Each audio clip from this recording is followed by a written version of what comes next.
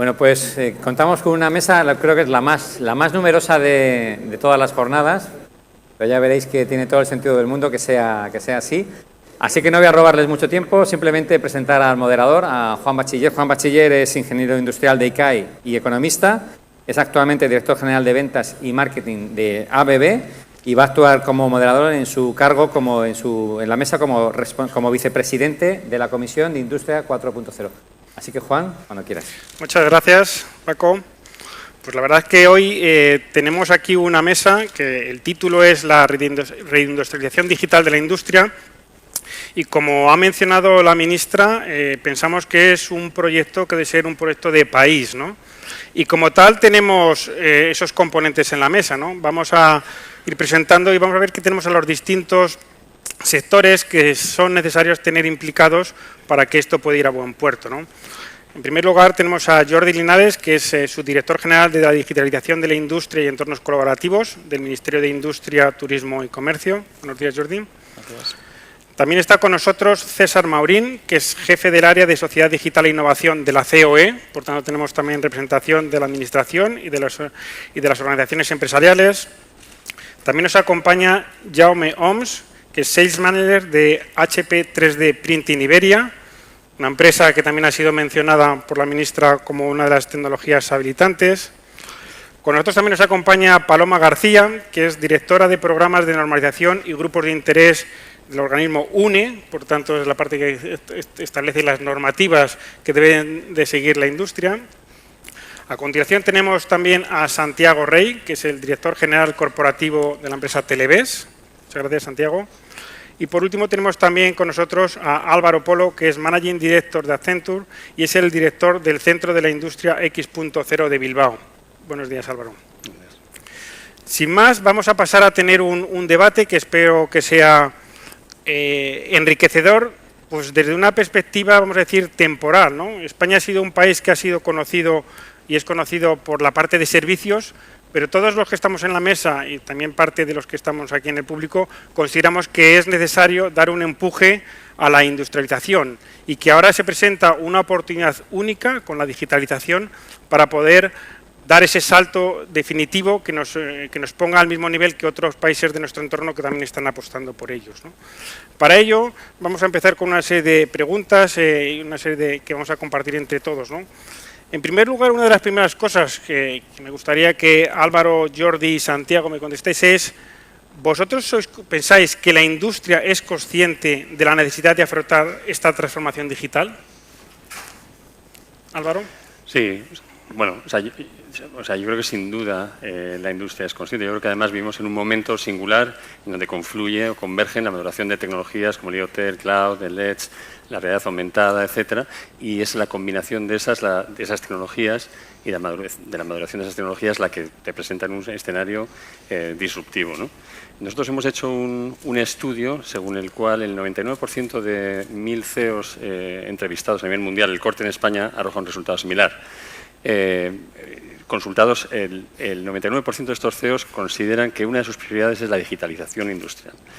Luego, sí es verdad que de ese 99%, el 34% se dedica a hacer la transformación de lo que sería su parte tradicional, el 44% de los nuevos crea nuevos modelos de negocio y solamente el 13% hace ambas cosas a la vez. Con lo cual, bueno, los que lo hacen consiguen resultados espectaculares y esto yo diría que va de innovar y de transformar con determinación, para conseguir resultados tangibles y resultados exponenciales. Son conscientes, pero es verdad que después el camino se hace pasito a pasito. Pues yo creo que sí, en nuestro caso, que es el del que puedo hablar, es no solamente imprescindible, sino es absolutamente necesario. Vamos a ver, el proceso de transformación digital es algo que nos rodea en el día a día, partiendo de la base de que tenemos que poner a nuestros clientes en el centro, que te llevan a un dinamismo enorme, porque hay que hablar de un factor importantísimo que es la competitividad que tienes que poner en marcha para no solamente hacer tu desarrollo de negocio en el país, sino en un mundo globalizado. Y lo que está claro es que no todas las industrias, evidentemente, están al mismo nivel a la hora de hablar de este proceso de transformación digital, ¿no? Nosotros, en nuestro caso, por ejemplo, desde hace muchos años hemos arrancado un proceso de robotización, que en sí mismo era robotización nada más, que ha pasado a ser un proceso luego de robótica colaborativa, un proceso de inteligencia artificial aplicada a cosas muy concretas, ¿no?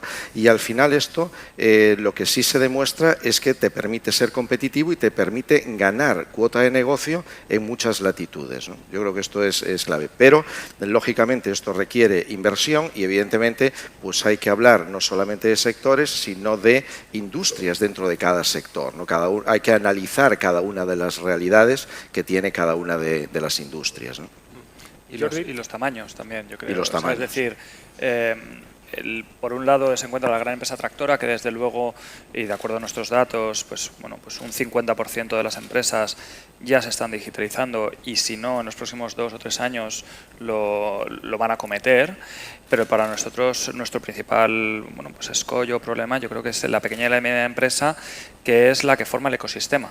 O sea, los entornos colaborativos, ¿no? Que llevamos también dentro de nuestra unidad y que es la clave para atracción de inversión. Hablábamos sobre el pasado, el presente y el futuro, ¿no? El pasado se deslocalizaron, hay que ponerlo en contexto, ¿no? En el pasado se deslocalizaron las empresas, pues porque se apostó por la terciarización de la economía y por quedarnos con ese con el capital intelectual y las patentes, creyendo que ese era el valor añadido, venía por ahí y que que la fabricación era una cosa accesoria y se ha descubierto que a partir de los años 2000 y sobre todo con la crisis el tener el tejido industrial localizado en los países desarrollados pues era clave, ¿no?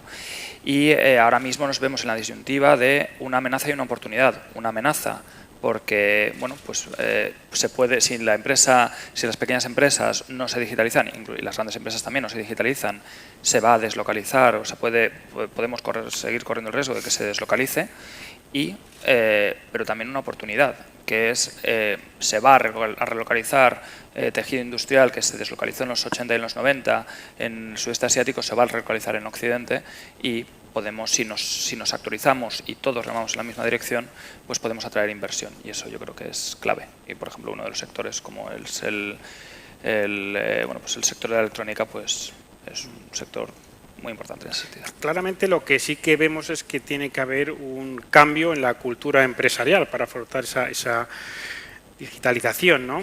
Entonces, la pregunta que yo creo que tenemos que tener también es, por un lado, y esta pregunta es para Álvaro, también para César y también para Paloma, es los CEOs, los líderes que están en las empresas, no tanto en las grandes, sino también en las pequeñas y medianas, que también salían antes, ¿están mentalizados de esa digitalización?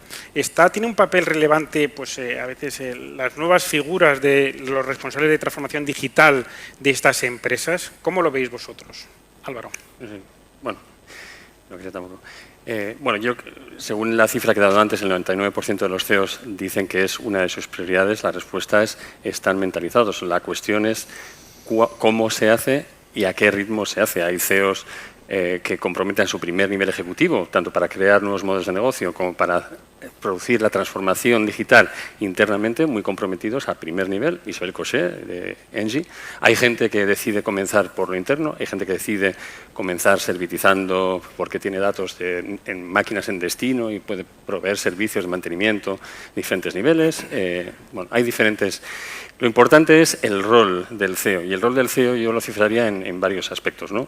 Un primer aspecto es entender el valor que las tecnologías digitales traen para el ámbito industrial, fundamental. Segundo, ¿dónde tiene que hacer las apuestas? Si hay una parte de mi fábrica en la que quiero utilizar visión computarizada, analítica avanzada, inteligencia artificial para online ser capaz de corregir el curso de los parámetros de calidad o de operación sin tocarlo y ser capaz de reaccionar siendo más flexibles, etcétera.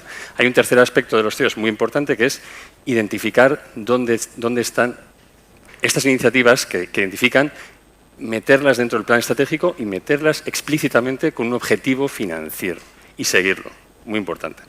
Cuarto aspecto, es muy importante identificar cuáles son las apuestas estratégicas desde el punto de vista de arquitectura tecnológica. ¿Por qué? Lo comentaba un compañero en la mesa anterior, porque si no, existen problemas de colaboración entre áreas o existen problemas para realizar la integración de procesos complejos, ¿vale? Y bueno, yo creo que son los factores fundamentales que un CEO debe... Y luego asegurarse que tiene un modelo operativo para ejecutar esa transformación, ¿no? Realmente hay gente que sigue el valor, que despliega los equipos multifuncionales y de todo el ecosistema, de los partners, de los centros tecnológicos, startups, etcétera, etcétera, para llevar esa transformación a término, ¿no? No es una transformación posible, muchas veces va más allá de la propia empresa, y hablamos del ecosistema para proveer las soluciones. César, tú que lideras, estás en contacto con un montón de CEOs en la COE, ¿cuál es un poco la visión que tenéis? Pues sí, la respuesta es claramente sí. Los CEOs están absolutamente convencidos de la necesidad de digitalizar las empresas. Hay que tener en consideración que hasta hace muy poquito hemos atravesado una crisis muy importante en la economía española y que era muy difícil acometer inversiones. Si a eso unimos que el CEO no tiene por qué ser un experto en tecnología, pues lógicamente esas inversiones era muy difícil acometerlas y planificarlas con ese escenario. Pero actualmente los CEOs están convencidísimos de que la digitalización es un factor esencial de competitividad. Y están más convencidos todavía de que ese proceso tienen que dejarlo en manos de verdaderos expertos, que serían los que tú has comentado, los expertos en transformación digital. Esos tendrán que ser los que diseñen, planifiquen la estrategia tecnológica de la empresa, los que diseñen los puestos de trabajo y los perfiles profesionales que son necesarios. Por eso, el responsable de transformación digital de una empresa, en este caso estamos hablando de una empresa industrial, tiene que estar en permanente contacto con el responsable de recursos humanos para definir perfectamente esas necesidades, para optimizar las inversiones, que en el caso de las pymes, pues en cualquier empresa, pero en el caso de las pymes es más necesario optimizar muy bien esas inversiones. Y en capital humano, como se ha hablado en otras mesas, pues son aspectos esenciales para que la empresa industrial en este caso funcione. Y es verdad que aquí en España, en ocasiones, tenemos ese hándicap de poder encontrar perfiles profesionales, ingenieros y de otro tipo de una cualificación muy concreta, a precios razonables para una pequeña y mediana empresa.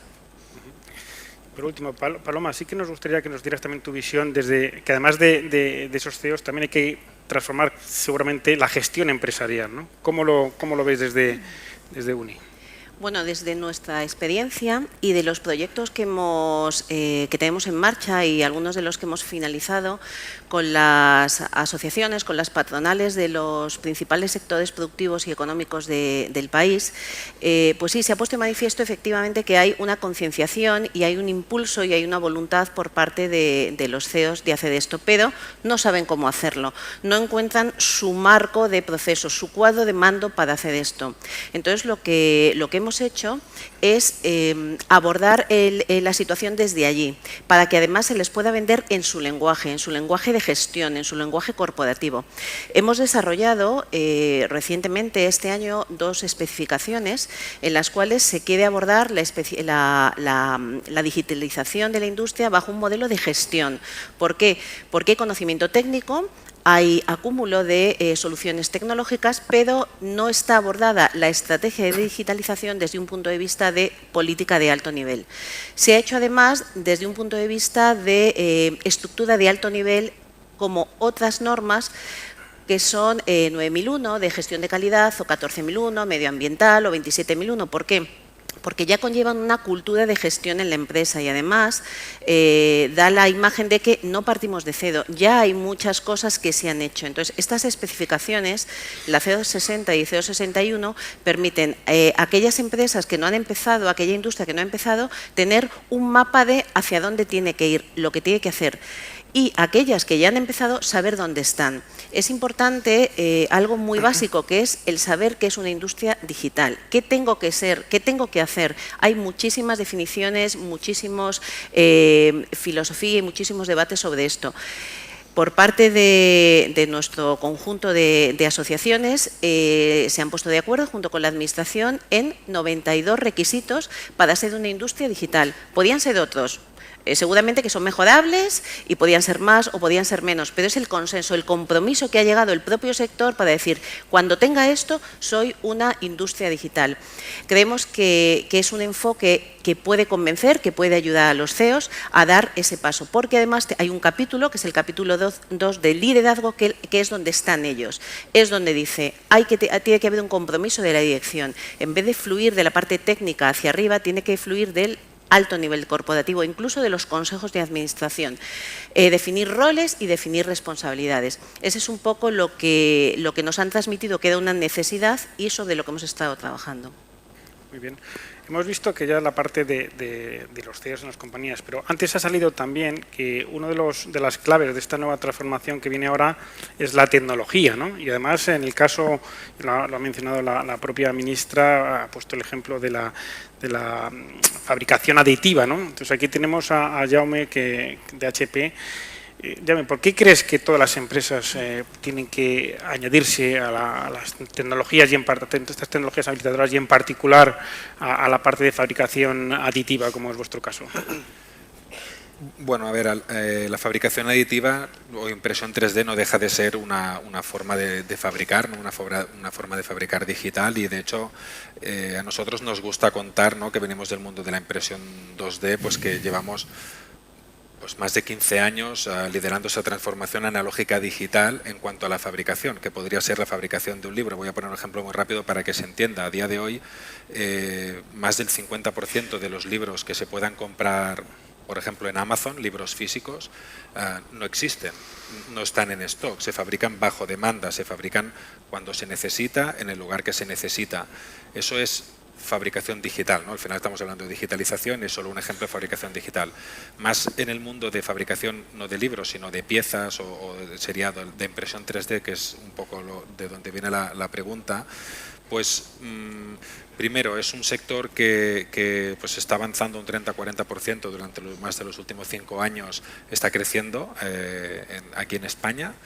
Nosotros vemos que sobre todo hay 3 sectores: el sector industrial, que es el sector más genérico quizá, ¿no?, pero de fabricación tanto de producto como de maquinaria, el sector del transporte como segundo gran sector, que entra tanto el mundo ferroviario como el mundo de la automoción, y como último el médico, ¿no?, tanto maquinaria médica como todo el tema de órtesis y prótesis está teniendo un crecimiento muy grande, permitiendo pues a estas empresas el poder, pues lo que digo, ¿no?, fabricar lo que necesito cuando lo necesito, mucho más rápido, más agilidad, más personalizado, tirada más corta, y al final el mundo, hay una macro tendencia a la personalización, ¿no? Todo queremos ese modelo, mi coche, pero no me vale el coche X, sino me vale el coche X modelo tal, del color tal, y la personalización nos conlleva a la fabricación digital, ¿no? Para mí esto es el porqué, ¿no? Me preguntabas, es una oportunidad antes. Es una oportunidad no solo para las grandes empresas, sino para las más de estas 3 millones de pymes que existen en España, porque la fabricación digital permite la descentralización de la fabricación, como comentaba Jordi, y permite, al no haber economías de escala, permite que hoy tenemos empresas de 5 trabajadores que están compitiendo con empresas mucho más grandes, grandes empresas en el mundo digital, y España, que es un país con un tejido de pymes tan extenso, pues pienso realmente que hay una oportunidad muy grande para este país en este sector. Pues claramente, por las cosas que has mencionado y otras cosas que han salido, estamos viendo que hay unos nuevos paradigmas de esta industria 4.0, ¿no? Mi pregunta ahora sería, pues para Paloma y para Álvaro, sería ¿qué herramientas existen para afrontar estos nuevos paradigmas? ¿Qué retos y qué necesidades tiene la industria ante estos nuevos modelos de negocio? Algunas cosas que estamos comentando. Bueno, desde nuestro papel como organismo de normalización nacional ponemos a disposición de la industria los estándares, las normas técnicas como herramientas para afrontar los procesos de digitalización. Como he dicho, normas del plano corporativo y normas de gestión para que los niveles directivos incluyan en la estrategia los pasos a dar y el calendario y la planificación de su cumplimiento. Pero también un montón de normas verticales, un montón de normas específicas para abordar determinados aspectos. Por ejemplo, todo el tema de la ciberseguridad en los procesos de automatización. Ya hay estándares internacionalmente reconocidos que pueden ayudar a las empresas y a las industrias a hacer esto y además hacerlo de una manera que dé garantías a un tercero de que se ha hecho conforme a algo reconocido y acordado. Hay también normas sobre la arquitectura del Internet of Things, de computación en la nube, de cloud computing.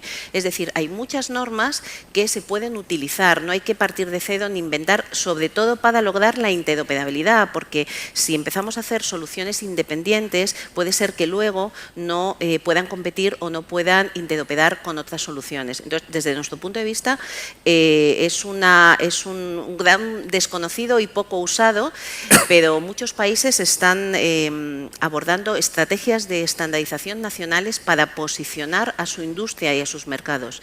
Eso respecto a herramientas. Respecto a retos, bueno, pues me voy a remitir a lo que dice la especificación CO60 que comentaba. El reto de las industrias es digitalizarse no solo externamente, sino internamente. Quiero decir, hay que pasar a una mentalidad digital. ¿Y qué hay que digitalizar? ¿Cuáles son aquellos huecos principales o núcleos principales que tienen que digitalizar? No solo es una página web o una línea de atención al cliente online. Tienen que digitalizar los procesos de diseño. Hay que diseñar digitalmente. Los procesos de fabricación. Toda la cadena de logística. Además, es un requisito además importante que engancha mucho con lo que se ha hablado y con lo que posiblemente se hablará en las mesas siguientes, hay que crear una conciencia de innovación. Es decir, cuando diseñes servicios asociados a productos que se digitalizan, tienes que tener una capacidad de innovar. Y luego, por supuesto, todo lo que respecta a la atención al cliente, el marketing digital, atención digital, servicio postventa digital. Esos son un poco los 4 grandes capítulos que forman parte de la digitalización de la industria en este momento. Bueno, yo coincido con muchos de los aspectos, desde luego el aspecto de estandarización y aludiendo también al tema del 3D printing, estandarizar para que alguien que imprime una pieza 3D sepa que realmente cumple con las características que el fabricante original es uno de los factores que sabéis que es fundamental. Y me vas a permitir que cuente un poco cómo concebimos, insisto, haciendo un guiño a lo que comentaba Paloma, nosotros lo que llamamos Industria X.0. Industria X.0 para nosotros es la reinvención digital de la industria para transformar las operaciones core del cliente, es decir, las operaciones tradicionales de la cadena de valor, para transformar la experiencia del trabajador y para crear nuevos modelos de negocio. Para nosotros esto no tiene sentido si no lo haces para conseguir resultados disruptivos, resultados que nosotros llamamos por 10 o exponenciales y apalancando las tecnologías. Y nosotros, pues predicamos con el ejemplo. Permite un poco de publicidad. Nosotros inauguramos el día 3 de abril el Centro de Industria X.0 de Bilbao, que es un centro para España, dentro de la red internacional de Accenture, que está orientado a acelerar esa transformación digital y que fundamentalmente se apalanca en 5 capacidades. Una de ellas es la inteligencia analítica industrial, que es todo lo que tiene que ver con ser capaz de monitorizar, analizar parámetros de las máquinas, de nuestras fábricas, para ser capaz de corregir el curso online de la calidad, predecir la calidad, predecir en qué momento tengo que parar una máquina en concreto y no hacer o correctivo o preventivo. Todo lo que tiene que ver con la agilidad en las operaciones, la flexibilidad relacionado con los gemelos digitales o la simulación digital de las fábricas, ser capaz de actuar online. El trabajador conectado, dotándole tanto de realidades aumentadas, extendidas, para conseguir mayores productividades en montajes complejos, etcétera. La servilización, a la que aludía antes, y la ciberseguridad, que obviamente en el mundo actual pues es fundamental. Solamente por acabar, creo que solamente, hablando de los retos, ¿no? Para mí unos retos fundamentales. Uno es el alineamiento entre el top y el middle management en cuanto al valor identificar el valor de esa transformación digital y ser capaz de seguirlo y ver cómo apalancar tanto ecosistema como talento como tecnología o activos para conseguirlo. 1. 2. El tema de la arquitectura tecnológica a la que aludía antes, que si no, no podemos colaborar, ¿vale? Tercero, se mencionaba antes el tema de las habilidades. Tenemos data scientists nuevos, scrums nuevos, etcétera, etcétera, o la adopción, la adaptación para empezar, de las plantillas existentes. O sea, no solamente nuevo talento, sino también adaptar las plantillas que tenemos en la actualidad. Un cuarto aspecto, que es el alineamiento de la visión de los partners hacia un objetivo. Yo trabajo con el ecosistema y tengo que alinearme a conseguir ese objetivo. Y, finalmente, tener esos métodos para asumir riesgos, pero asumirlos de forma controlada. Un método de gestión, yo creo que tú aludías, Paloma, dentro de vuestras normas, sí, a que hay que estructurarlo, un método de gestión que permita asumir riesgos, pero controlados. Porque los que asumen riesgos controlados son los que avanzan más rápidamente. Tienen ese riesgo, pero controlado, de forma explícita. Bien, al final, para hacer todos estos cambios, estas transformaciones, lo que es necesario es hacer inversiones, ¿no? Entonces, una pregunta para César. ¿Las empresas ven esta inversión que es necesario hacer como una barrera de entrada? Obviamente sí. Es decir, la inversión, vamos a ver si ha dicho aquí, España tiene más de 3 millones de pequeñas y medianas empresas, muchas de ellas micropymes, y eso condiciona mucho el nivel de inversión de las empresas. Además, las empresas españolas, las pymes españolas no tienen el mismo tamaño que las pymes alemanas, por ejemplo. Eso, desde luego, condiciona la implantación o las inversiones de las empresas industriales en España. Pero cuando una empresa está decidiendo dónde implantar una industria, tiene también otra serie de condicionantes. Y en nuestro caso, el marco regulatorio no es el más favorable para implantar una empresa industrial. A nuestro juicio existe una sobreregulación en el ámbito industrial. Se hace más palpable en el ámbito medioambiental, donde bueno, la normativa nos gustaría que fuera más proporcionada, más previsible y que no generara esa inseguridad jurídica que genera el hecho de que no sea homogénea en todo el territorio nacional. Eso genera unas diferencias entre áreas geográficas dentro del mismo país que no tiene sentido, ¿no? También, lógicamente, cuando una empresa está decidiendo dónde implantar su industria, pues tiene en cuenta la política fiscal. Y nos gustaría que existiera una política fiscal coordinada entre el Estado y las comunidades autónomas. También tiene en cuenta los precios de la energía, por ejemplo. Aquí son menos competitivos que en otras zonas de nuestro entorno europeo.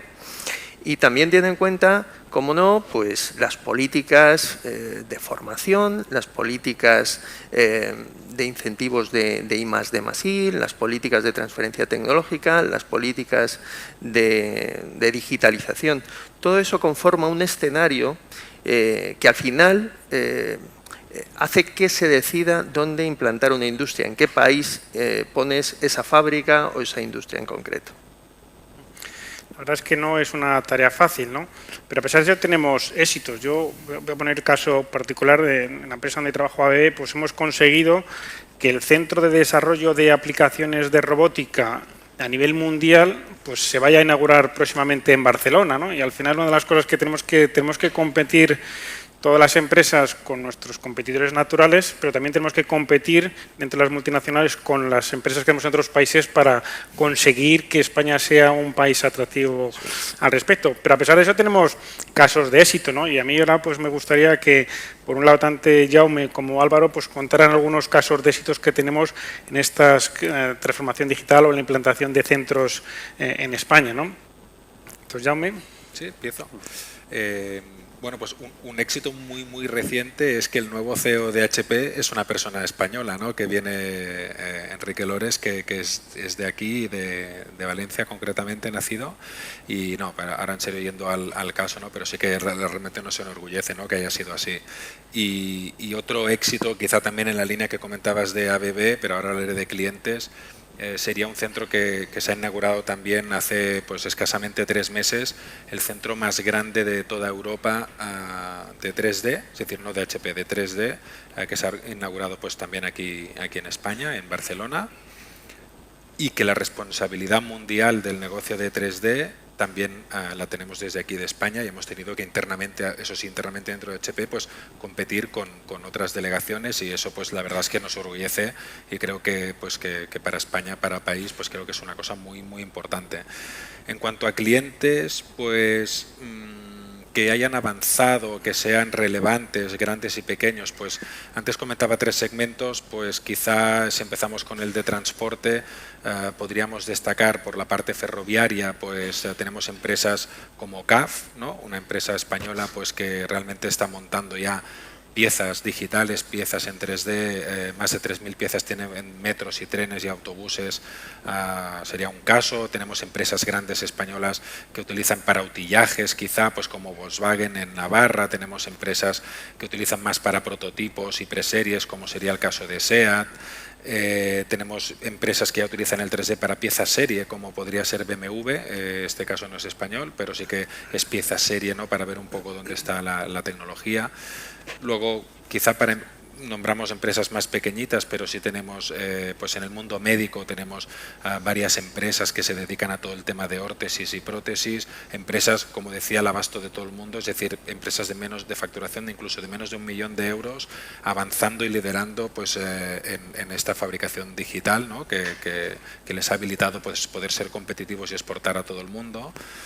Y como último ejemplo, en el mundo más industrial, hablaba de fabricación de maquinaria, pues obviamente tenemos varias empresas que fabrican su producto con tecnología de impresión 3D, pero tenemos otra que es curioso y gracioso a la vez, que es HP. Es decir, nosotros pues predicamos con el ejemplo, ya estamos fabricando nuestras máquinas con la propia máquina, ya la maquinaria de 3D se fabrica a sí mismo, se imprimen a sí mismo gran parte y es una realidad, no es un mensaje de marketing que quede bien de decir, sino que realmente pues nosotros ya estamos también como fabricante de producto pues utilizando de esta tecnología que nos permita pues innovar más rápidamente, ¿no? Bueno, yo a nivel interno, yo creo que ya ha sido de por sí un éxito el traer una inversión de la compañía de Accenture a España, con este centro de innovación e industria X.0 que está situado, como decía, en Bilbao, del cual haremos pues una referencia mundial y será España quien lo pilote, ¿no? Pero lo más importante, los clientes, ¿no? O sea, yo siempre pongo el punto en: es importante innovar con determinación, con un resultado en mente, hacerlo realidad, y para eso, como comentaba el colega en la mesa anterior, muchas veces queremos ir muy rápidos, pero no ponemos todo el esfuerzo. Bueno, pues hay que poner el esfuerzo para conseguir llegar a esos resultados. Entonces, cosas que hemos hecho. Pues, por ejemplo, hemos mejorado la eficiencia energética de una red de metro en un 30% utilizando inteligencia artificial, los ventiladores de la red de metro.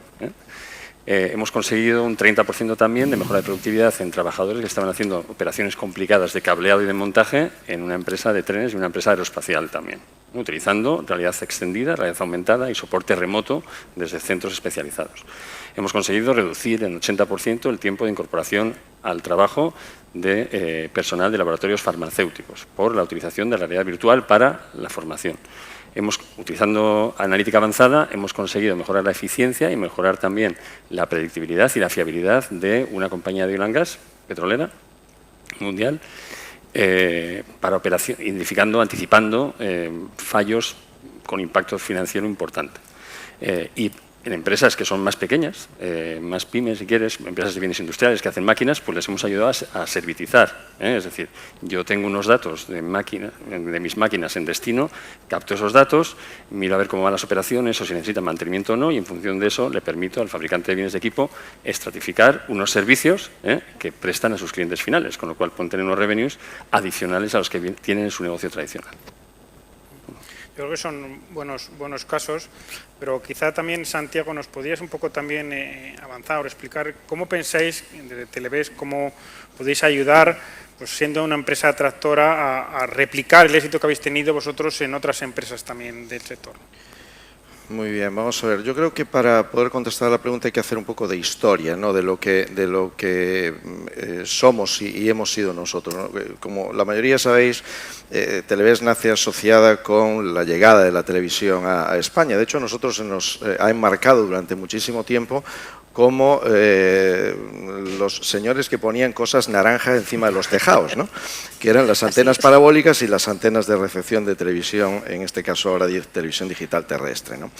Bien, nosotros a través de diferentes planes estratégicos que hemos ido desarrollando a lo largo de nuestra historia, pues lo que nos hemos ido convirtiendo es en diseñadores y proveedores de soluciones para infraestructuras de comunicaciones. Nosotros lo que diseñamos son equipos y soluciones, ¿no? Esto a su vez a lo que nos ha llevado es a intentar entender, aparte de la realidad que estaba ocurriendo en la transformación, en este caso de las telecomunicaciones en España, que otros procesos de transformación se estaban llevando a cabo en otros países, ¿no? Estratégicamente, esto nos lleva a crear una serie de filiales internacionales en las cuales vamos replicando modelos de negocio que son modelos de éxito en España, ¿no? A su vez, y al mismo tiempo, vemos de qué manera podemos dar una solución cada vez más global, no solamente a las empresas que se encargan de hacer el desarrollo de las infraestructuras, de hacer las instalaciones, sino a los propios operadores que a su vez tienen que transportar las señales y a su vez los que tienen que hacer la medición. Bien, esto lo explico de esta manera porque dentro de la estrategia nos lleva a esta diversificación geográfica que comentaba al principio y una diversificación tecnológica, es decir, qué necesitan mis clientes y no solamente cuál es el valor que yo puedo aportarle a mis clientes, sino cómo puedo ayudar a que mis clientes a su vez le aporten a sus clientes más valor. Digo esto porque al final esta estrategia termina siendo un ecosistema en sí mismo, es decir, yo analizo, y esto en el mundo de la electrónica y las telecomunicaciones va a muchísima velocidad, yo analizo qué es lo que está pasando en estos escenarios con mis clientes y a partir de ahí hago un proceso de rediseño constante de mis productos y mis soluciones, que a su vez significa que tengo que adaptar todos mis procesos fabriles a estas nuevas herramientas tecnológicas, ¿no? En todo este ecosistema que cada vez es mucho mayor, y ahora entro en la pregunta que me hacías, lo que está claro es que no se puede hacer todo solo. Lo que está claro es que necesitas también de un ecosistema de empresas que a su vez son especialistas en desarrollar determinado tipo de soluciones. Bien, pues todo este ecosistema que no es fácil de poner en marcha porque tienes a distintos actores, a unos les tienes que convencer, otros evidentemente están en un proceso de transformación como el que estás tú, pues hace posible que seas capaz de poner nosotros atendemos a un mercado que tenemos 11 filiales internacionales y aproximadamente estamos en unos 110 países en el mundo, de donde a su vez estamos recibiendo datos, se comentaba en la mesa anterior, pero datos que no sirven de nada, como bien se decía, si los dejas almacenados, sino que esos datos instantáneamente pasan a formar parte de los procesos de desarrollo y de los procesos de producción, ¿no? De esta manera, bueno, pues eres capaz de poder responder e incluso en algún momento adelantarte a esa realidad. Hay un ejemplo que nos pasó hace relativamente poco tiempo. Nosotros en una de las empresas de la corporación tenemos un nicho específico de negocio que tiene que ver con lo que es la cobertura de la televisión digital terrestre, que ahora estamos leyendo con este nuevo dividendo digital en la prensa, ¿no? Y habíamos desarrollado una ultimísima tecnología para un país en Europa, ¿no? Cuando presentamos nuestra solución con mucho orgullo en otro país, nos dicen, nos parece muy bien, esto está muy bien, pero yo además tengo estos requerimientos. Como tú no seas capaz de responder rapidísimamente, y para eso necesitas no solamente a tu equipo de trabajo, se ha hablado también en la mesa anterior de cultura, los cambios culturales van muy rápidos y tienes que ser capaz de poder hacer convivir a estos nuevos millennials con la gente que ha trabajado toda tu vida contigo. Digo esto porque Paloma, creo, comentaba antes, por ejemplo, en los procesos de desarrollo del I+D, bueno, pues cada vez más se introducen herramientas de simulación. No es fácil que las personas que han estado trabajando contigo durante un determinado tiempo, que tienen unas determinadas metodologías de trabajo, cambien instantáneamente a trabajar de otra manera. Y es que además vienen otro tipo de personas, y tenemos en este momento personas excelentemente bien formadas en España, con lo cual esto al final les puedes incorporar, independientemente de las personas que también traes de fuera, les puedes incorporar a tus procedimientos de trabajo, y a su vez todos ellos interactúan, y aquí es donde viene el papel tractor, con estas otras compañías que son a su vez tus proveedores de determinadas herramientas, de determinadas soluciones, ¿no? Y todo esto conforma un ecosistema que es muy bonito, pero que va muy rápido porque al final tú lo que tienes es que en el principio y en el final de todo esto está el negocio. Por lo tanto, lo que tienes es que ser capaz de adaptarte, de ser muy flexible, y esto evidentemente no es fácil. Necesitas que otros también ayuden en este proceso. Luego es fundamental la estrategia, ¿no? Es decir, es fundamental tener claras cuáles son las estrategias y ser capaz de estar en un análisis permanente, y si algo no funciona, pues no funciona y a otra cosa. Es decir, lo que no podemos es intentar estar inventando la rueda. Hoy se diseñan muchas cosas muy buenas en todos lados. Lo importante es ser capaz de añadir ese valor que quiere tu cliente y que a su vez es lo que él ve en ti como proveedor de la solución, ¿no? La verdad es que es un caso que nos has contado de cómo de una empresa aquí habéis sido capaz de salir fuera, igual que antes hemos contado al revés, cómo somos capaces en España de atraer para poner en España centros de tecnología, sobre todo en las empresas privadas, ¿no? Pero también ya ha salido esta mañana en las intervenciones de la ministra, pues pensamos que es necesario pues poder hacer un modelo de colaboración público-privada, ¿no? Y para hablar de lo que pensamos que es ahí, sí que me gustaría que tanto desde UNE como desde el propio Ministerio Jordi Paloma un poco nos comentéis un poco cuáles son las soluciones que se pueden ofrecer, ¿no? Cuáles son las políticas públicas que se pueden promover para incentivar esa industrialización, ¿no? Entonces, Paloma, bueno, comento yo y Jordi le dejo las políticas públicas. Bien, el uso de estándares es en sí mismo lo que denominan ahora el Smart Regulation. Siempre ha sido un apoyo al cumplimiento de la legislación. La referencia directa o indirecta en determinados reglamentos o directivas europeas es en sí mismo una presunción de conformidad de un requisito. Este es un uso que se ha venido haciendo en marcos regulatorios tradicionales y que posiblemente se seguirá manteniendo en el nuevo marco regulatorio del entorno digital. Pero el uso de normas puede ser un elemento de innovación en la gestión pública, por ejemplo, a través de la contratación, del uso de normas en contratación pública. Y además ser un tractor para aquellas empresas y aquellas organizaciones o industrias que decidan implantar determinadas normas y certificarse, tener un diferencial a la hora de optar a concursos públicos. Puede ser un tractor y un impulso para que los CEOs decidan que quieren estar ahí.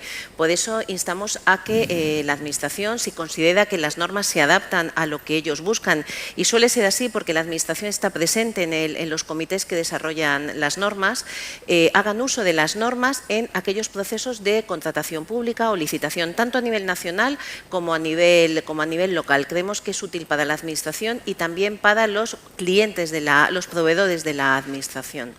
Efectivamente, para entender un poco qué es lo que se puede hacer desde dentro de las políticas públicas, hay que analizar qué es lo que puede hacer la Administración, es decir, cuáles son las tres fundamentales herramientas de una política económica dentro de una administración, más allá de la regulación, César, que no es de nuestro negociado, de las que hablas, ¿no? Por supuesto está la compra pública, toda la parte de, y como bien señala Paloma, bueno, pues incluir determinados preceptos en compra pública puede ser un incentivo o puede tener una capacidad tractora. La compra pública en España, según cálculos y según un poco el ámbito, puede llegar a tener un impacto, ya no solamente en España, sino en Europa, de hasta el 20% del PIB, ¿no? Sí. Con lo cual, poder alinear esa política de compra pública con innovación tecnológica y con capacidad, una innovación tecnológica alta, es decir, que no, o sea, de TRLs altas, no hace falta que sea investigación básica, pues puede ser puede afectar positivamente al impulso de la digitalización, ¿no? También está la política fiscal y por otro lado la política de subsidios, ¿no? La política de subvenciones. Digamos que esas tres son las principales herramientas, además de pues de un marco regulatorio estable que puede otorgar la Administración o el sector público para favorecer la inversión. contando con esas tres herramientas, luego cuál es, por lo menos yo hablo de nuestro negociado, de lo que es el Ministerio de Industria. El Ministerio de Industria es un ministerio de demanda y me explico, ¿no? Es decir, el Ministerio de Industria tratamos de apuntalar y de favorecer la inversión industrial y de apuntalar la industria que hay ahora mismo en el país. Luego hay otros ministerios como los ministerios de oferta, es decir, hablaba la ministra Calviño sobre, bueno, pues sobre las oficinas de transformación digital, Red.es. Entonces esas políticas son políticas de oferta, generan, o lo que se hace desde el Ministerio de Ciencia o el CEDETI, por ejemplo, son políticas de oferta, es decir, el cómo generar una mayor oferta, cómo generar un tejido industrial que permita ofrecer soluciones para esa demanda o esas empresas de demanda que nosotros en cierta medida pues tratamos de apuntalar, ¿no? Con lo cual nosotros, bueno, pues a través de la estrategia de industria conectada tenemos una serie de programas que que tratan de intentar generar, por un lado, el debate y además ayudar a las empresas a esa transformación digital. Programa Activa, por ejemplo, es un programa que ahora mismo o el programa de crecimiento, que son programas que son subvenciones que hacemos a través de la Escuela de Organización Industrial, vienen a ofrecer unas consultorías que permitan pues la transformación o un primer paso para la transformación digital de las empresas industriales, sobre todo, y como nos señalaba al principio, de las pequeñas y medianas empresas industriales, que tal y como decía César, España, si se analiza la diferencia entre el sector industrial, el sector empresarial, pero también el sector industrial español con el sector alemán, nosotros tenemos mucha más pequeña empresa y los alemanes mucha más mediana empresa. Y eso es fundamental de cara a la competitividad, ¿no? Eso, por un lado, y luego los ecosistemas. Lo último que me gustaría hablar es de los ecosistemas. Los ecosistemas son clave, es decir, los clústeres industriales son clave. ¿Por qué? Porque por ejemplo, ahora mismo, y esto se señalaba en el World Economic Forum en Davos a principios de este año, los tigres, los dragones asiáticos, según qué país, hay algunos países que se ven amenazadas sus inversiones porque no hay un tejido industrial, no hay un tejido empresarial que soporte la inversión de determinadas empresas tractoras. Y eso es muy importante. No cualquier país, no cualquier sitio, una empresa industrial, véase un fabricante de coches, puede instalarse. Necesita una serie de proveedores. Y esos proveedores son pequeñas y medianas empresas que nosotros apuntalamos. Y con, por ejemplo, un programa que lanzamos de 9 millones de euros anuales, que es para ayudar a la concreción y a ayudar al desarrollo de estos clústeres. Por último, colaboración público-privada. Hemos sacado un programa que es de 12 retos industriales que vamos a seguir sacando, en los cuales casamos oferta y demanda. Empresas tractoras plantean una serie de retos industriales y retos tecnológicos que son suplidos por startups. Esto a ese nivel y con mayor dotación económica lo queremos hacer con los clústeres industriales. ¿Para qué? Para fomentar el tejido industrial base y para fomentar el que las empresas tractoras puedan innovar. Este tipo de colaboraciones creo que cada vez van a ser más normales y cada vez casar oferta y demanda, tanto dentro del Ministerio, fomentarlo, como fuera, dentro de la sociedad, yo creo, y fuera del sector industrial, va a ser clave en los próximos años para atraer esa inversión y que la ventana de oportunidad que tenemos en 5 o 7 años vista sea un éxito cuando se cierre, es decir, cuando esas relocalizaciones se establezcan esperemos en España. Tenemos unas cuantas preguntas del público que vamos a tratar de incorporar. Una que quizá Santiago nos puedas dar está relacionada con la utilización de gemelos digitales, ¿no? Es decir, la utilización del tema de simulación, la parte de gemelos digitales, quizá a lo mejor Santiago Alba, puedes contar un poco cómo veis esa herramienta de simulación como una figura clave para ayudar a las empresas en esta reindustrialización, ¿no? Es fundamental. Vamos a ver, es sorprendente hoy en día cuando tienes auténticos expertos dentro de tus laboratorios de I+D+I haciendo desarrollo de producto de una manera tradicional y en paralelo pones al mundo de la simulación. Es impresionante ver cómo los resultados se consiguen en mucho menos tiempo y son realmente fiables. Es decir, tú eres capaz de pasar del desarrollo tradicional al desarrollo con simulación, y eso tiene tal fiabilidad que lo puedes llegar a implementar dentro de tus líneas de producción, ¿vale? Por lo tanto, todo lo que tiene que ver con la digitalización en ese sentido, con la creación de los gemelos digitales, de poder, incluso en estos momentos, a nivel de establecer comparativas o incluso a nivel de optimizaciones de producto, es clave y es fundamental. Otra pregunta que se la lanzo a Paloma, creo que eres la más adecuada para hacerlo, habla del tema de la propiedad industrial, ¿no? Del tema de patentes, marcas, registro, cómo todos estos nuevos desarrollos, cómo de alguna manera los podemos proteger para que ese capital quede dentro de las empresas, ¿no? A ver, la experiencia que yo puedo contar y que además desde ella quiero animar a aquellas empresas que tengan tecnología innovadora a que se lancen a estandarizarla y a incluirla en estándares, es como el incluir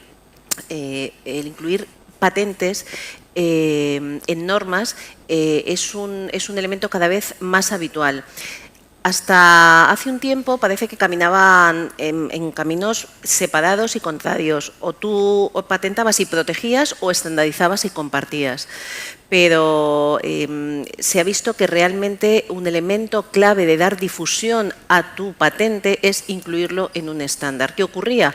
Que había que seguir protegiendo la patente y no enriquecer a través del uso de meterlo en una norma al dueño de la patente. Por eso cada vez se están llegando a más acuerdos entre los organismos de normalización, las oficinas de patentes y los propietarios de patentes para llegar a escenarios buenos para todas las partes, en el cual se puedan dar difusión cada vez mayor al uso de tecnologías. Y es por eso por lo que animo a todas aquellas empresas españolas, pymes o micropymes que tienen seguro muchísimo desarrollo patentado, ¿no?, a que se sienten en los comités de normalización, lo elevemos a los comités europeos e internacionales, porque es una vía de dar difusión y salida a sus desarrollos y a su innovación. Bien. Otra pregunta también relacionada con talento, ¿no? Es verdad que es para todos, es verdad que se habla mucho de la necesidad, ya salió anteriormente, de ingenieros informáticos, pero en las empresas no solo hay ingenieros informáticos, tenemos un montón de personas distintas. ¿Cómo veis vosotros? ¿Tenemos en España talento suficiente, tenemos calidad de talento para poder afrontar esta reindustrialización? Os doy la palabra a el que quiera lanzarse primero al ruedo. Yo creo que necesitamos más.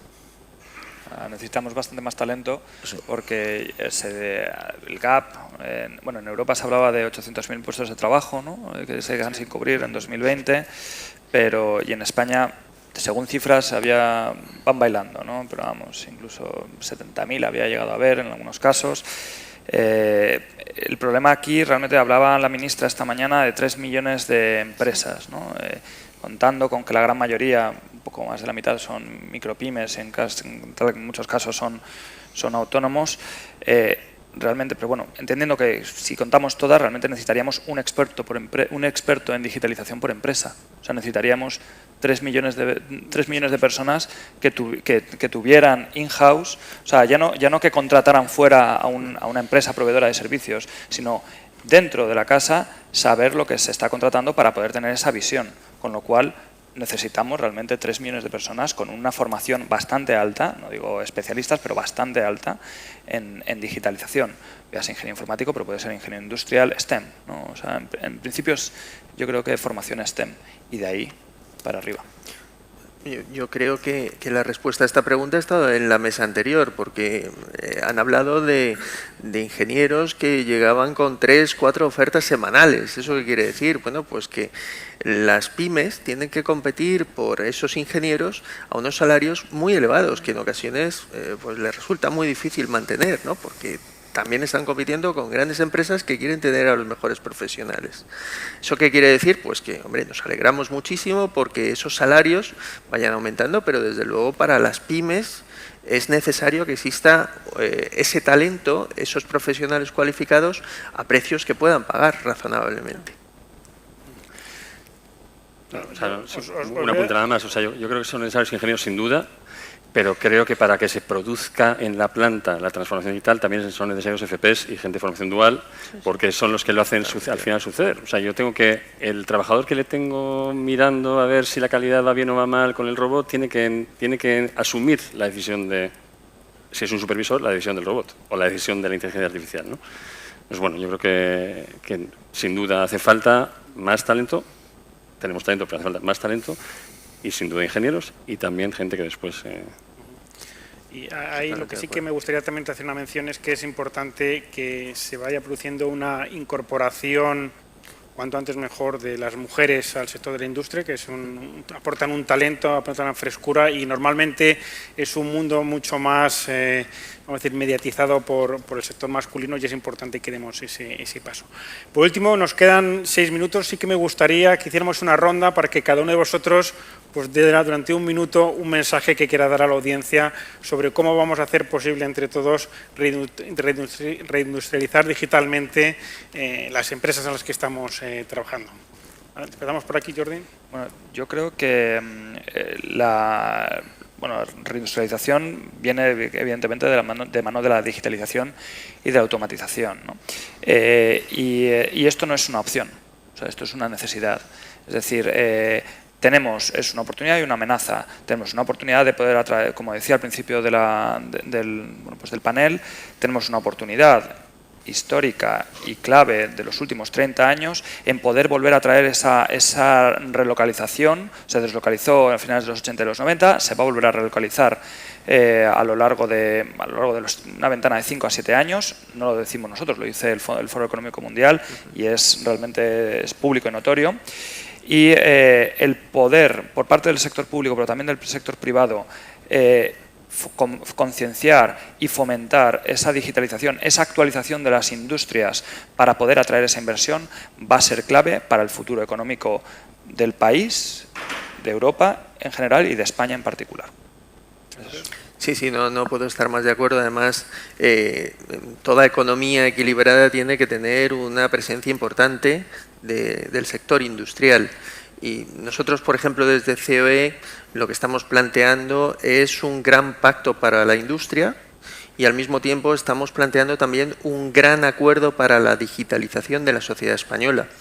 En este acuerdo se incluiría una serie de propuestas, tenemos hasta 280 propuestas para tratar de incrementar hasta un 10% la digitalización de la sociedad española con muy favorables efectos sobre el Producto Interior Bruto y sobre el empleo. Pero dicho esto, yo teniendo en consideración que en España hay más de 4 millones de personas, 4 millones y pico según distintas fuentes, varía la cifra, pero más de 4 millones de personas que todavía no utilizan Internet, yo sí que estoy de acuerdo con la ministra cuando dice que este es un gran país. Yo diría que es un país maravilloso, único, pero hay que digitalizarlo más. Pues bueno, yo intentando construir a partir de lo que ya se ha dicho, ¿no? Cada vez va a ser esto más complejo. Mucha suerte. Quizá lo que diría es que, a ver, en el foco de lo que yo estoy comentando, que es más la parte de la fabricación, ¿no? De la fabricación digital, sí que es algo que no es una opción, es algo que ya está sucediendo, es algo que el mundo va hacia allí, como decía, porque hay una macro tendencia a la personalización y por lo tanto es una tecnología que va hacia ese camino, pero quizá para que suceda, y quizá sería el llamamiento, ¿no?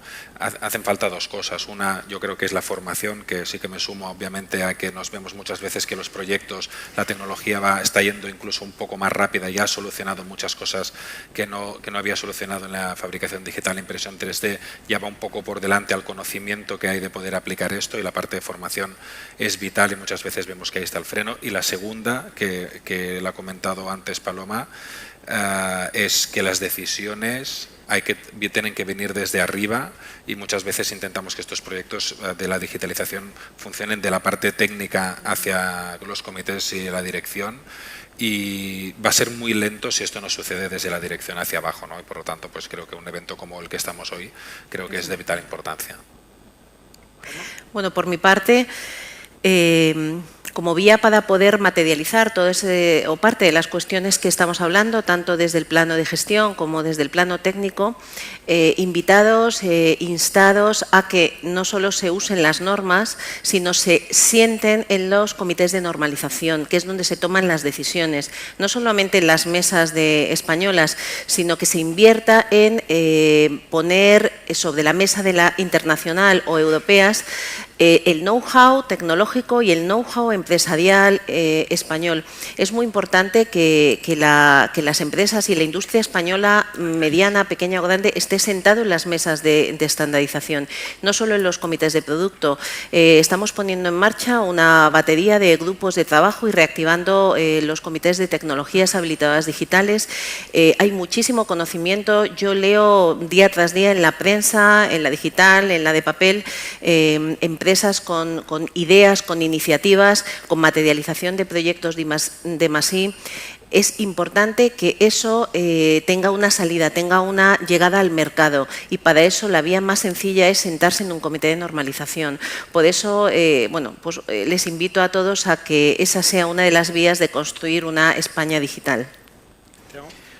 O sea, yo invitaría a todas las empresas a que apuesten por la transformación digital y por la digitalización. Es posible.